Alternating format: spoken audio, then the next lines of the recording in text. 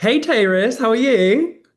I'm really good, thank you, my honey. How are you? I'm fab, thank you. Let's just get straight into this. Now, I've looked forward Yes. to speaking to you. Honestly, I need to get all the gossip, all the tea. I know that you're going to be the one to give it to me. So, first things first, how have the last 24 hours been? It must have been literally a whirlwind.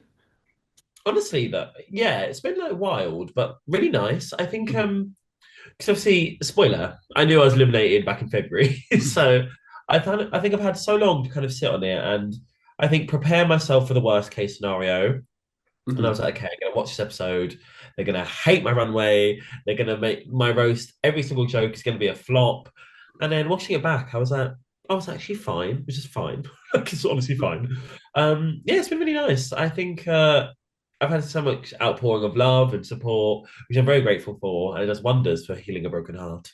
Um, but yeah, no, it's been very lucky, and also like what a privileged problem to have, like crying over being top five on Drag Race, you know.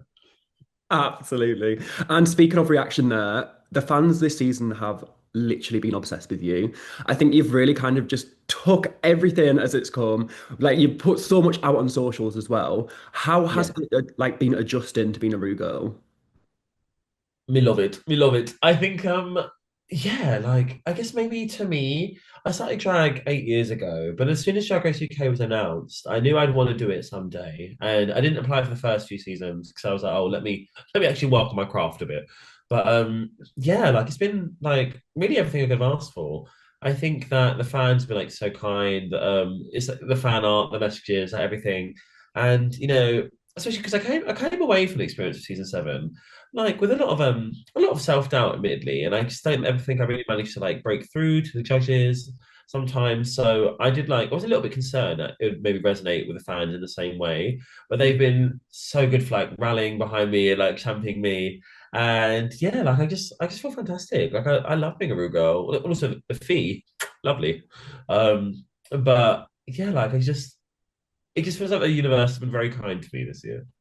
Absolutely. And I want to touch on a really, really kind of powerful moment during the series where you were on the runway and you did explain that you felt like you had to kind of fight twice as hard as being the only POC left in the competition. Now, how important do you feel like it is, not only just for representation of obviously POC on the show, but to be able to kind of voice that in front of the judges? How important did you feel that was?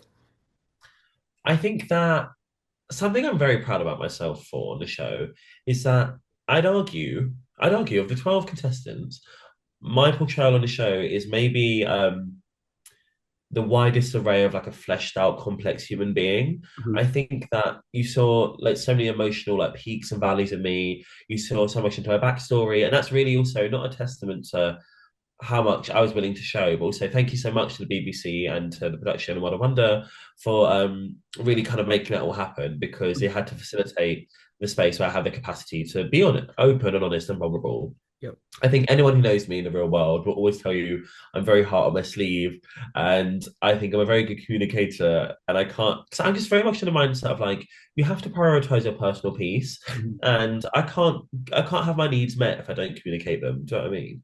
So I think for me, having a conversation, like I said to the girls at the time, it wasn't ever about them, and it really wasn't. And I really hope, and I know they understood that.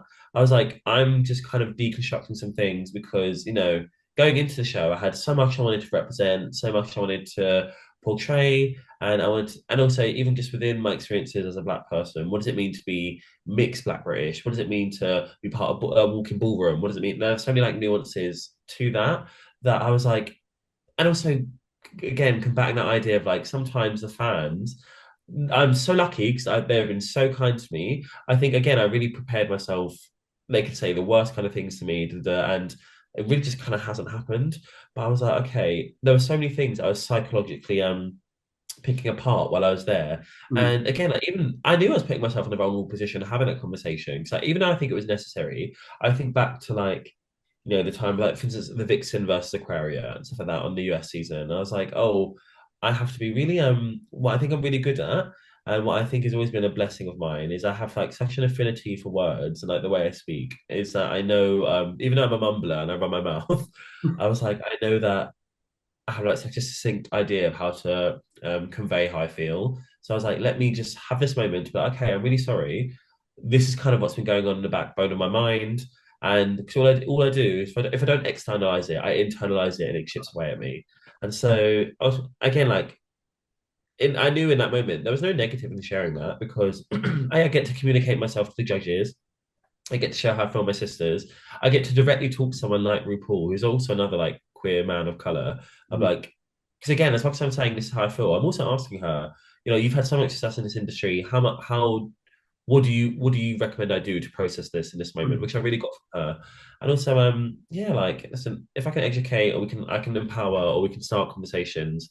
Whether that's what Drag Race is best at, and I knew that whether it was about my experiences as a child, whether it was about the foster care system, whether it was about race, whether about just queerness in general, I think there's so much to be said, at least in my journey and what I got to show in Drag Race to have conversations, as well as the entire platform in general. So really, it fills me with nothing but pride. Yeah, and I think that that is really like what's important about Drag Race. It really is, like you say, about the conversations, and Yeah, that's what makes the show so special. So honestly, I think you did fab. Um, thank you. and you might not have won the crown, but you did win something, and that is one hell of a connection. Let's talk about your connection with Catherine now. How did you all blossom? Like it literally seems like you just instantly clicked in the workroom, and you two were like literally each other's rock, I would say, throughout the competition. So you've hit the nail on the head, and that's what I think it is. I remember at one point, obviously, you all just yapping for telly. I remember someone was like, I think it was Alexa, was like, "Are you worried it's like detracting you from the bags?" And I was like, "Babe, I think the thing keeping me from the bags is my performances and my runways." Like, but I was like, "Oh, for me, like, I find it invaluable having Catherine there because, like." You're so focused on the end goal, the competition. It's really hard to kind of like feel like you have the people to lean on and like about because you are also competitors and it's hard not to get in the mindset, especially when you're getting further to competition, that like everyone has an ulterior motive. And listen, I want to help my sisters. I always need to help myself first and vice versa. So everything that was going on with Catherine, it was really nice to feel like you had somebody who like first and foremost, I know if I need somebody to have my back, you'll be the first person to be there for me. And I thought that was going around starting fights. We just like I don't know, it was just so nuanced, and I think like as queer people, as gay people get to choose our family. As queer people, I think yeah, like we just have such a richness of understanding and like of ourselves and our needs. And so yeah, I was like, I met I met Ellis, and I was like, okay, well, do I connect with this person? Yes, but also we're filming Drag Race for X amount of time. Mhm. And I was like, okay, well, I can either try and pursue this in the real world where it's way harder to start it fresh there because she lives in Cardiff, bit of a trek, Mhm. or if I can also explore this simultaneously with my journey to the crown, why not? And listen, also, I can't lie, it didn't really click into my mind until a couple episodes after we'd already started like flirting with her. But I was like, also, production loved it because it's good telly. What on TV? Like, I didn't come here to not be seen. And I was like, oh, A, I'm getting a man, and B, I'm being rewarded for having a man. I was like, thank you very much. Yeah, listen. So anyone who's on season 8, get yourself a man. Was that? Or actually, how fierce this be? There's like a trans woman and like a bi queen. Can you imagine a straight couple competing on Drag Race? Fierce. Fierce. It's giving Maddie Get Morrison. me on that carping team. Absolutely. Now, this week was the infamous roast. Now, how did Yeah. you feel kind of going into the challenge? It seemed like you were like really confident off the bat. And I personally thought, one, you were actually great. Like, I think that they were literally plucking at straws. But how did you feel kind of going into the challenge? I wasn't worried at all. Like, I knew like I wasn't the yuck yuck queen of the season. To Mhm. be honest, I mean the irony is the attitude in the room of all of us is that like, okay, Caption's gonna be the best, and we're all fighting for second best. No, what happened was a different story. But because I knew you can kind of identify everyone's kind of strengths in the first place. And I knew for me, even from week 1, I was like, if there's a roast down the line, who are we looking at? We're looking at Caption, we're looking at Bonnie, we're looking at Pasty. And most of those people had gone. Mhm. So I was like, okay, fierce. But also, in the real world, I've like not only do I host like I host my own shows and stuff all the time. Like every weekend, you can catch me in London with just me and another queen, like hosting 2 hours worth of brunch and singing and everything. But also, yeah, like I'd done charity roasts and stuff before. Like it was something that I was not afraid of, and something I really would like to pat myself on the back about a bit more when I come to the show is that there was not a single challenge on that show that I was like, I'm out of my depth. The makeover was probably the hardest, but more because A, like you never know who you're gonna get paired with. And listen, look, can't complain about my pair at all. But also, I practiced makeup on like Caucasian people before, but like not with everything. I'd changed about my makeup when I got there. So I think something's gonna change. But yeah, I wasn't worried about the challenge at all. And listen, the judges received it how they received it, but also how the fans have received it has also been drastically different between each fan. Some people think I should have won, some people think Elle should have won, some people think Bone should have won. I don't think anyone thought Catching should have won. But yeah, listen, it's nitpicking. And I've said so many times, I feel like if anything, imagine what it also kind of came down to is Rue's like, okay, next week I'm crowning the next drag superstar. Who at this point do I not think it's their time? And I was like, I don't think, and I think, yeah, she was like, I don't think Tayris is the next drag superstar currently. And I agree. And I'm sure when they come back for, when we're doing like Bosnia versus the World 10 or whatever, I'll smash it. But yeah, like I just think she'd be a favour to be honest, Mother Roo, because I was like, she's like, you could do the finale. You're probably not going to win at this point. Just go, why don't you go home, rest your feet, have a kappa, and then come back and do a little 1-2 in the choreography for the finale. I'm like, yeah, go on then. Absolutely. And it's like you say, you technically make every single episode. So, Yes, and I was paid for every episode to trust, honey. absolutely.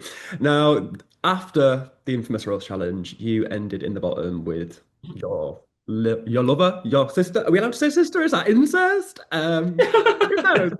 But you landed in the bottom. How did it feel when kind of the lightning struck and you were about to have to lip sync with Catherine? Honestly, like, I mean, no worse than my time with Sally. I think because the thing is as well, we've entered the competition as solo artists, Mhm. like, and again, like I knew that nothing that happened in that lip sync would like detract from anything that happened before, or really probably affect anything that was going to happen after. I think that I'm really in the mindset as an adult. I've really blossomed into the mindset of every experience I have in my life, positive or negative, is just food for growth, and every hurdle I face in my life can be transformed into like richness and wisdom to like better me as a human being. And so I think that when I was eliminated, obviously I was there boohoo crying because I'm just a crybaby. But again, in my mind, I was like, what's the positive takeaway in this moment? Well, I do really like Catherine. She's a really nice boy and woman. Or she looks more manly in drag than out of drag. But I was like, okay, what I can also say is that I know she wasn't a distraction for me in getting the crown. Maybe I was a distraction for her. I don't know. And so if I'm out of the competition, all it does is make it even easier for her to focus on getting the crown at the end. Do you know what I mean? But yeah, ultimately, I was like, I knew neither of us were going to not try our hardest because it'd be a disservice to ourselves and everything that's gotten up to this point. Because listen, my babe, I don't know you. I don't owe you anything. I've known you a few weeks, and I've known myself 28 years now. But yeah, also like again, the silver lining. That's great telly. That's a moment for the pair of us. That's camp. Absolutely, absolutely. And yeah, I think you both killed the lip sync. Like, also the Thank song, you. iconic. Yeah, You tore it up, Sam. Props. thank you, Vivi. I appreciate that. So now let's get into a little quick round session. Let's get straight into it. First things first, who do you think was the biggest serve of the week? It's Alexa. Do you know what was really frustrating? I thought she could have been in the bottom with that set, and she got dressed, and I was like, no, I was like, take that off. Because like, oh, you saved yourself there, girl. I would argue her country garden is my favorite runway of the whole season. Yeah. Mhm. Yeah, it was absolutely incredible. And is there one moment from kind of Untucked or in the workroom that we didn't actually get to see on the show that you like remember like it was yesterday and think, I really wish that that made the cut? What this week in particular, or in general? In general. There was a few. I think it's sometimes it's a shame that things get left on the cutting room floor just because of time. There Mhm. were no, I think there were way more arguments last season than like were kind of shown. And I'll just talk about one that happened this week. So, and I already double checked with her to make sure she wouldn't mind me saying it. So, Catherine was talking. Catherine's obsessed with crystals. Like the set. I guess makes more sense if you know that she's obsessed with crystals. Didn't help the joke material, Mhm. but like she's very spiritual in that kind of sense. Like even in her house, she has like I don't know the names of them. She has like tanzanite by the door to block out this energy and very that. Uh-huh. So anyway, I said to her, do I make up for the runway and the challenge? I said to her, oh, Catherine, do your crystals tell you who's going home today? And then we all just thought she'd like be like, oh, you know, we guess I have to find out. And she said, the crystals say somebody whose name begins with S. More like, oh, okay, just Alexa. And Alexa, as I said, I love Catherine. Alexa gathered her so quickly. She like put down her makeup brush and was like, "Go on, aren't you one of the only people here without a bag?" She's like, "You're so concerned about everyone else. You were in the bottom last week. You've got the farthest to come. You need to focus on yourself right now." And I was like, "What have I just instigated?" I was like, "This is camp." Yeah, I think because I think if anything, that's the one thing I maybe wish was different in the editing. Also no that, and also put a laugh track under my roast. Thank you very much. But yeah, I think that our season there was a lot of bickers and like ag that maybe didn't always make the edit. I'm like, oh, I think that would have made. Cause I think especially because it's actually a young cast, and Mhm. like you know what the kids are like. They can be aggy and big shit. And I'm like, I'm still young too. I'm 28, but especially uh, you got a glimpse of it with like Viola versus Katrin and Katrin this week in Bones. I guess it's always just Katrin, isn't it? But she wasn't arguing to me. But yeah, but listen, maybe we'll save it all for the remix one day. Absolutely. Now, I also want to ask for season 8, it's only going to be around the corner. Who are you really rooting for to make the cast? Love that question. Um, I'm going to give you five names, each for different things. Mhm. So I think for story, like her journey, my best friend Daphne, is this queen from Brighton, and like firstly hysterical, so funny, so quick on a mic. Easily would be one of the funniest queens I've ever cast on the show, point blank period. But more than that, she has like such a powerful, unique journey. So Daphne is was kind of like famous amongst trans people back in like the noughties. She's one of the first children who has ever allowed to transition in the UK. So like she had to like drop out of school. She was getting like so much negative media attention. It's like such a fascinating journey. And I'm like, go Drag Race, if you want banger mirror chats, get that girl on the show. Yeah. Aesthetically, um, there's this queen called Mocha who lives in London. Visually, so much the craftsmanship, the makeup. So fun. She actually made my country garden look. So kill rate for Mocha, but yeah, like so fantastic and like such a creative eye.